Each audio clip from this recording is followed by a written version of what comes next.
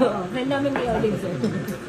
Actually, I just saw a copy of that alleged reso from our group chat, dun sa Senate Media group chat. So that was the first time na nakita ko yung reso. In fact, hindi ko nga binasa the whole time. Tinignan ko lang yung title. Pero sa office kasi wala po. No? Zero. Kahit na in person, I never see anything like that. Sir, po pwede ba Simple resolution to decide on the impeachment? Mahirap kasi mag-speculate na una wala yung reso. Pangalawa, anything that has to do with the merits of the case, whether we are going to proceed or merits of the case as to conviction, acquittal, etc. Since day one, I've been consistent. I never talk about it. Thank you, sir. Mr. President, in Ecclesiastes chapter 1, chapter 3, verse 1, and 7, verse 8, it says, "There is time for everything, and a season for every activity under the heavens. A time to tear, and a time to mend. A time to be silent, and a time to speak. A time to love, and a time to hate. A time for war, and a time for peace." Mr. President, I rise on a matter of personal and collective privilege. And let me also begin by quoting Proverbs chapter 22, verse 1. It says there, "A good name is to be chosen than great riches." Pinalaki po ako, Ginoong Pangulo, ng aking mga magulang sa bersikulong ito sa Biblia, na pinakamahalaga ang malinis na pangalan, far more important than gold and silver. Napakahalaga na maintindihan na ang pagkakasala sa Diyos ay mas masahol pa sa kahit anong kasalanang pwede mong magawa sa iyong kapwa-tao. Every first grader, every Sunday schooler knows that liars go to hell. Simulat sa Paul, malinaw po ang ating pamantayan, Ginoong Pangulo, maging tapat sa pagkakatawag at paglilingkod natin para sa Diyos at bayan. Kaya ngayong araw pong ito, kasama po natin sa bulwagang ito ang aking mga kaibigan, tinuturing ko pong pamilya, mga ate, kuya, nakasama po natin, at sila po, Ginoong Pangulo, ang mga buhay na patotoo, buhay na saksi kung paano natin isinabuhay ang pamantayang ito. Ito rin po ang dahilan kung bakit tayo tumatayo ngayon, sapagkat hindi lang po dinudungisan at niyuyurakan ang ating pangalan at pagkatao, kung hindi higit po sa lahat, ang institusyon na minamahal nating lahat, ang institusyon ng Senado ng Republika ng Pilipinas. Ginoong Pangulo, mayroon pong naninira, pilit na ibinabagsak, iniinsulto, at inaalipusta ang mga miyembro ng Senado, maging ang ating pinakamamahal na institusyon. Let me set the record straight, Mr. President. At para po mas madali, true or false na lang po tayo sa mga paratang ng pinuno ng pinakamakapangyarihang komite sa Kamara de Representantes, ang may hawak ng budget, ang House Committee on Appropriations, na walang iba kung hindi itong party list representative na Zaldico. Unang paratang po sa atin, Ginoong Pangulo, may kaso daw po tayo sa Ombudsman. True or false? Ang sagot, false. Ang pinag-usapan ng gawa-gawang reklamo noon, isang sulat po na mula sa ating opisina. Ito pong gawa-gawang reklamo noon ay katawa-tawa sapagkat ang ginamit po, kung po pwede po nating ipakita, na font ay Comic Sans. Yan po ang ginamit na font, pang-comedy po. Ang letterhead po na ginamit ay Buhay Party List. Mr. President, the last time I checked, ang tatay ko po, hindi po si Brother Mike Velarde. Ngunit mahal ko po siya.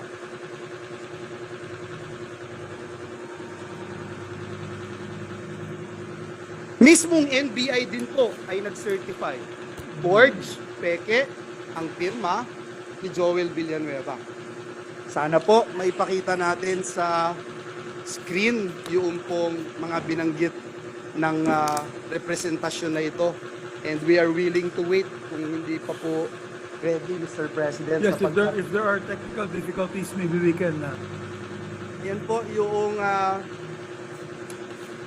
pag-dismiss, Mr. President, ng reklamo. Hindi nga po nakarating sa korte, Ginoong Pangulo, na dismiss na po sa probable cause pa lamang.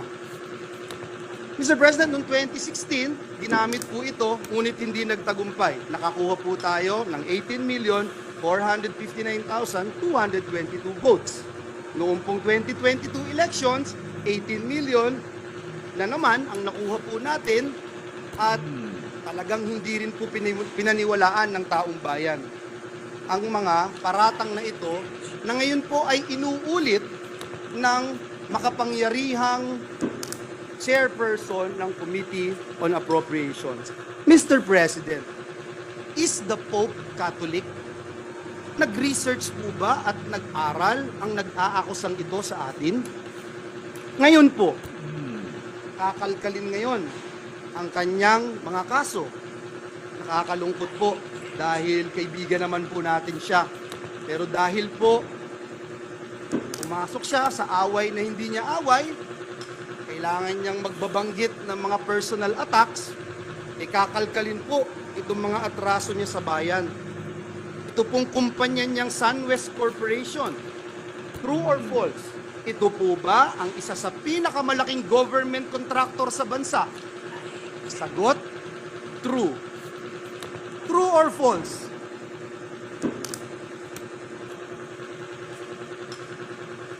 Ang korporasyon po ba niyang SunWest Corporation ay kasama dito sa kontrobersyal na Farmally case dito na inimbestigahan sa Senado na kasuhan ng Senado? The answer is true. Kasama din po ba ang kumpanya niya dito po sa kontrobersyal na DepEd laptop scam? Ang sagot po, true. Pinakakasuhan din po ng Senado ang kumpanyang ito. Napakadami pong BIR cases. Madali po maghanap, Mr. President. Madali po kuhanin ang panig ng mga taga-BIR. Kung ilang kaso mayroon ang kanyang mga korporasyon. Bukod po dito, yung reklamo po sa Ombudsman ng Anti-Corruption Group na ang pangalan Task Force Kasanag International, meron din pong 50 billion na kaso na kinakaharap ang taong ito. Mr. President, kung maglalabas po kayo ng baho, Mr. President, dapat naman siguro maligo ka muna. Ang masaklap po, Ginoong Pangulo, sa kabila po ng track record na ito ni Mr. Saldico, ang masaklap po, inappoint po siya ng Kamara de Representantes bilang tagapagbantay ng kaban ng bayan. Si Dracula, inappoint mo bilang tagapagbantay ng blood bank ng bayan. Wow, Mr. President. Kailan sa kasaysayan ng bayan natin nangyari ang ganitong pagkakataon na isang big-time contractor ang hahawak sa kaban ng bayan?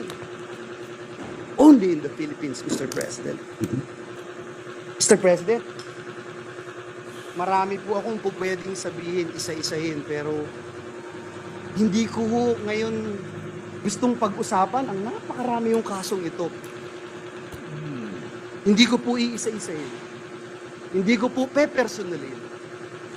Marami pong panahon para sagutin itong mga ito.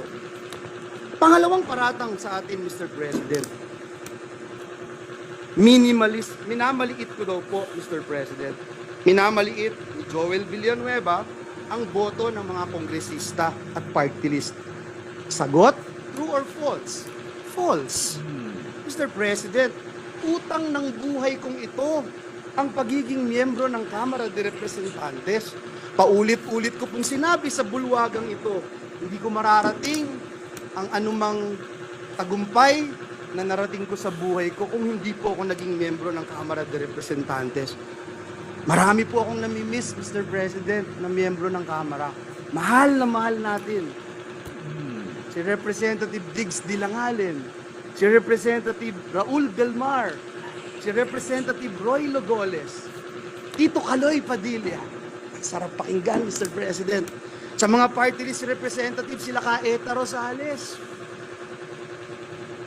sila ka Saturo Campo, sila ka Crispin Beltran. Mr. President, naging bahagi sila ng aking buhay. Mamaliitin ko ba ang 3,872 votes na maging kongresista ng Batanes? Bakit ko po mamaliitin? Lagi ko nga pong sinasabi, dapat pakinggan ang bawat representative ng Pilipinas.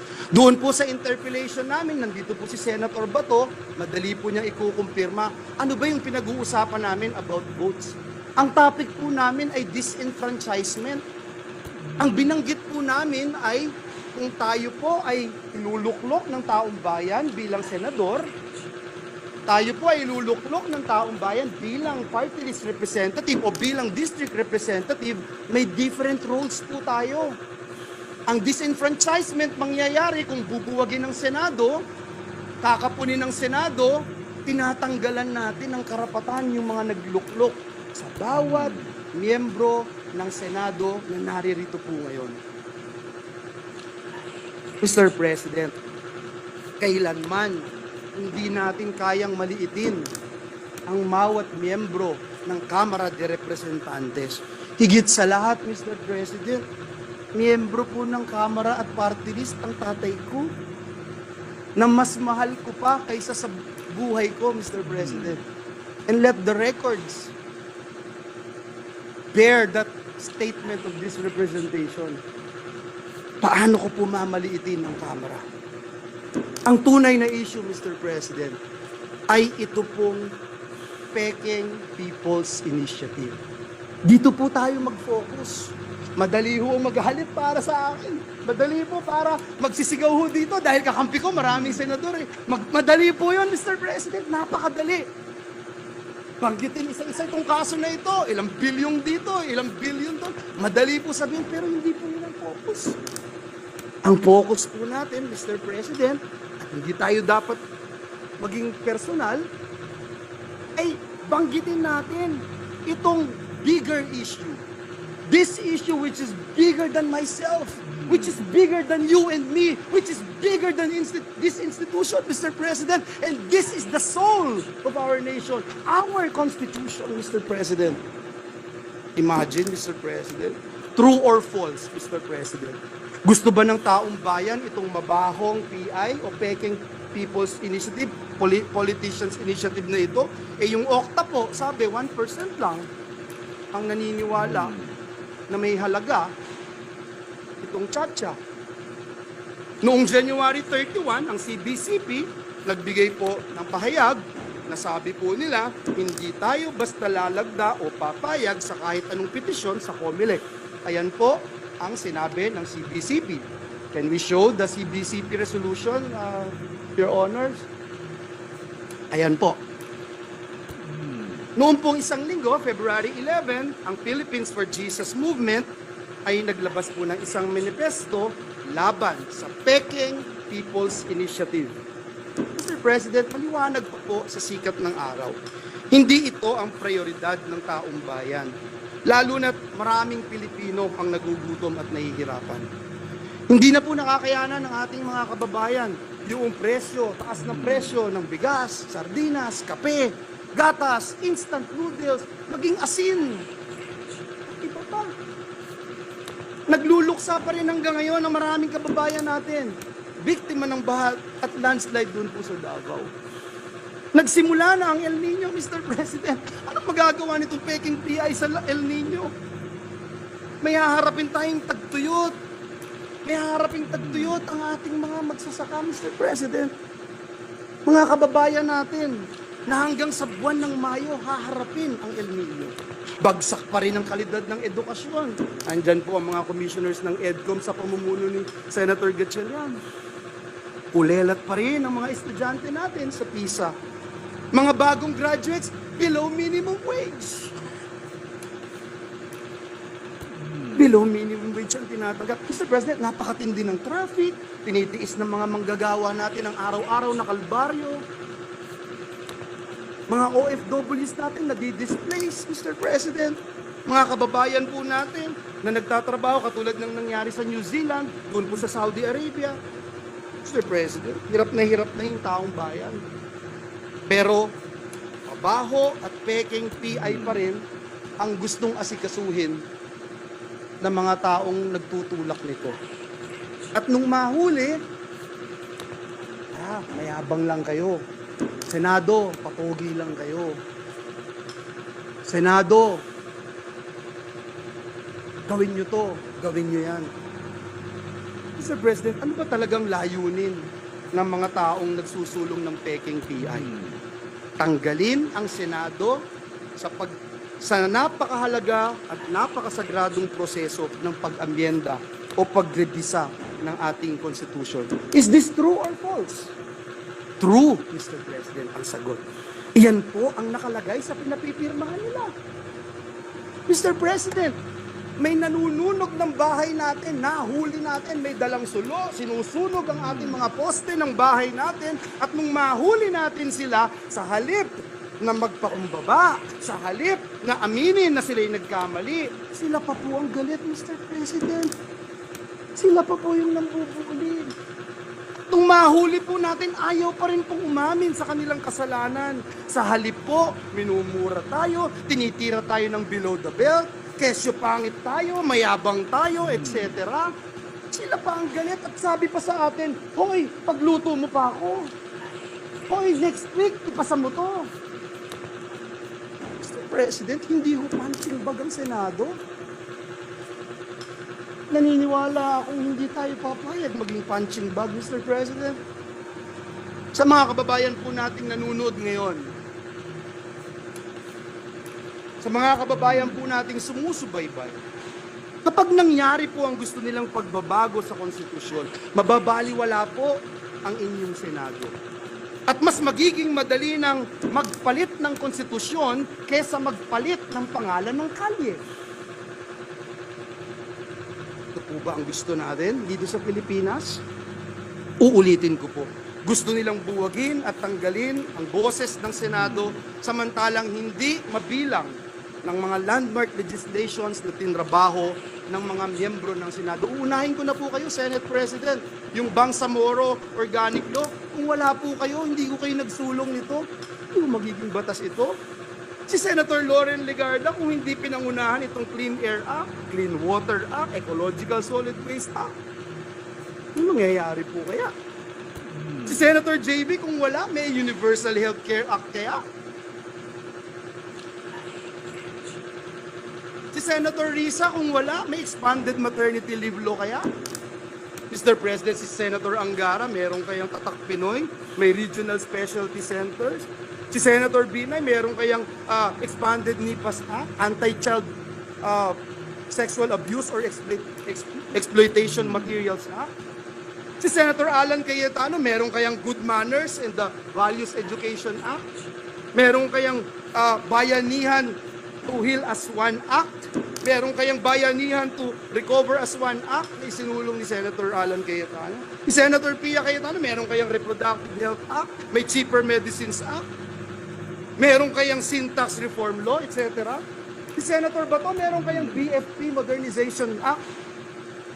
At just recently, itong PNP Reorganization Act. Si Senator Jinggoy, kung wala, meron ho kaya itong Strengthening Professionalism and Promoting the Continuity of Policies and Modernization Initiatives in the AFP. At higit sa lahat, mamaya itatakil na natin yung pagtaas ng sweldo ng mga manggagawa. Kung wala si Senator Win, meron kayang Excellence in Teacher Education Act. Kung wala si Senator Bongo, meron kayang mga malasakit center sa Pilipinas. Kung wala si Senator Grace Po, meron kayang amendments to the Public Services Act. Kung wala po si Senator Bong Revilla, meron kayang Teaching Supplies Allowance Act. Wala si Senator Tolentino, meron kayang resetting itong mga nangyaring kailangang eleksyon at itong mga paglilitis at pag-iimbestiga ng Senado sa mga anomalya na nangyayari sa ating bayan.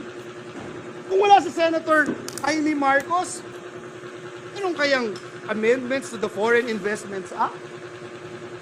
Mr. President. I can go on and on and on, Mr. President. Kung gaano karami ang tinrabaho ng inyong Senado. Hindi para sa personal na interes. Hindi para lumawig ang aming mga termino. Hindi para lumaki ang pondo na aming kailangang hawakan. Mr. President, Ginoong Pangulo, patuloy po akong nagdadasal. Patuloy kong ipinagdadasal ang ating mga kasamahan sa Kamara de Representantes. Lalo na po si Ginoong Zaldico. Mr. President, kung ayaw niya pong maniwala sa akin, i-quote ko na lang po yung sinabi ni Speaker Martin Romualdez, "Don't throw stones if you live in a glass house." Yan po ang sinabi ni Speaker. Sana po marinig po ng ating mga kasamahan. Pinapanalangin ko po na bigyan tayo nawa ng Panginoong Diyos ng lakas, talino, maging kakayahan para magpatawad, Ginoong Pangulo, at pagtuunan ng pansin higit sa lahat. Ano po ba tunay na kailangan ng bayan ngayon? At ipanalo natin ang taong bayan. Sa halip na pagtuunan natin ng pansin kung sinong mas magaling, kung sinong mas magandang lalaki o kung sino man ang mas mayabang. Hindi po ang mabaho at peking People's Politicians Initiative ang kailangan ni Juan de la Cruz. Sa tindi po ng kahirapan, sa tindi ng traffic, sa tindi ng gutom, hindi po PI ang kailangan. Ang kailangan po, Mr. President, ni Juan de la Cruz, ay pambili ng gamot. Kailangan po niya ng pagkain sa hapagkainan nila. Ang kailangan po niya ay kalidad na edukasyon. Ang kailangan po niya ay trabaho at magandang kita. Nawa, Ginoong Pangulo, matuldukan na ang mabaho at peking People's Initiative.